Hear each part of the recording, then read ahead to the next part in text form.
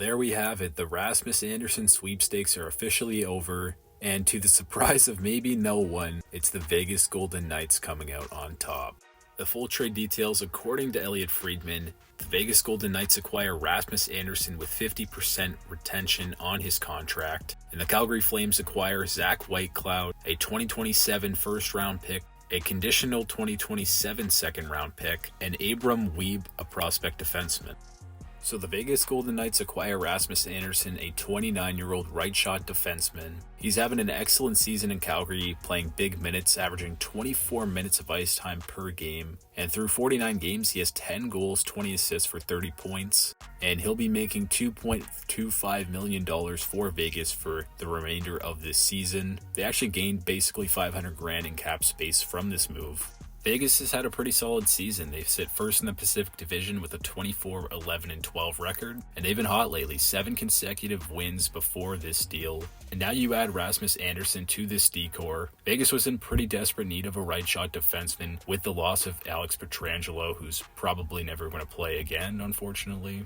They've had very solid defensive results this year. They sit second in expected goals against per 60 this season, only behind the Ottawa Senators. And they've upgraded Zach Whitecloud to Rasmus Andersson, who isn't necessarily known as being a strong defensive defenseman, but he's going to be playing with Noah Hanifin, and they had very solid chemistry as a D pair in Calgary. From 2021 to 2023, they played over 2,200 minutes together, and in that time frame, they had an expected goal share of 55.3%, while outscoring opponents 109-88.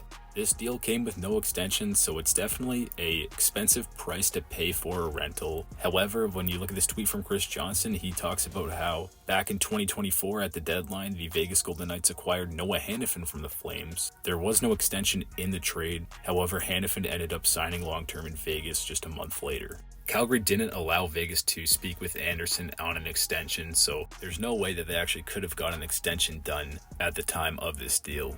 Vegas is only projected to have around $5 million in cap space for this upcoming offseason. However, once you include Alex Pietrangelo's money on there, it's closer to $14 million, and they'll have that to play with the extensions for Andersson and Pavel Dorofeyev.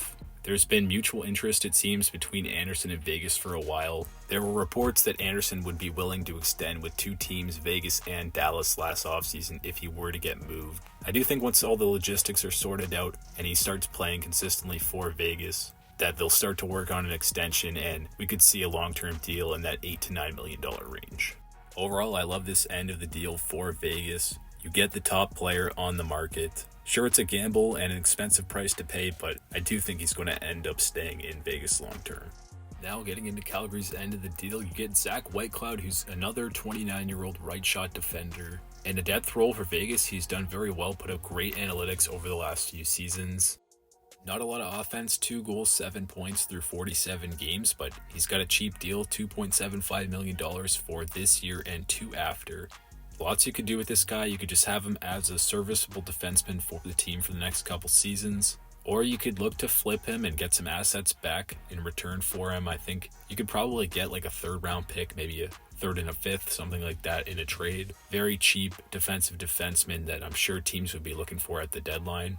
And the other part of the package for Calgary was the 2027 first round pick. It's top 10 protected. And the 2nd round pick in 2028, that's conditional. The condition is that if Vegas wins the Stanley Cup this year, then the pick will be upgraded to Vegas's 2028 first round pick. So Flames fans will have to cheer for Vegas this year if they want to get that upgraded pick.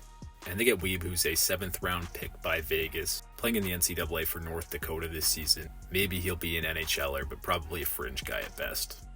Now the likelihood is that these picks are probably going to be in the late 20s to 30 range. However, when you look at the Flames draft capital situation now, it's looking pretty solid.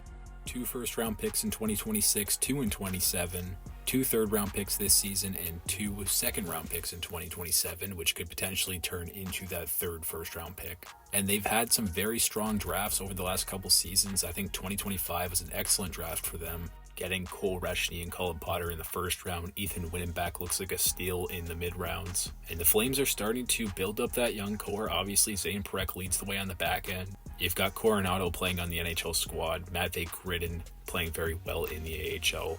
This is what Flames fans want to see. Although it sucks to see a guy like Andersson go, the writing was on the wall, the extension wasn't going to happen. So you get back potentially 2 first-round picks and a serviceable NHL defenseman. Very solid return for Calgary here. And the direction for Calgary is definitely going to be interesting because we had their owner come out and say that he doesn't want to do that full rebuild. They need more Nazem Kadris than less, in his words. However, I do think they're still going to sell off at the deadline. I think Blake Coleman's a pretty obvious one. I think he'll get up a huge return as well if they do decide to move on from him. I don't know about Kadri leaving this year just because of that contract. Pretty expensive player, kind of hard to move in season. I just hope that they don't fail Dustin Wolf like my Canadians failed Carey Price and the Rangers failed Henrik Lundqvist and all that. There were heavy rumors that Andersson was going to land in Boston for a package including Mason Lohrei, a first-round pick, and Matthew Poitras. However, there had to be an extension in place for that to actually come to fruition. And Andersson did have talks with Boston, but the two sides couldn't come to a deal, so unfortunately it could not go through. I do think that would have been a better package than what they got here. So I know some Flames fans are disappointed by that, but at the end of the day, very solid return for Rasmus Andersson, I think. But with that being said, thank you so much for watching. Let me know your thoughts down below. Who do you think came out on the better end in this deal? Do you think Rasmus Andersson will extend with Vegas? And do you think Vegas is actually going to win the Cup this year? And Calgary will have that upgraded first round pick eventually in 2028. Once again, thank you. See you in the next one.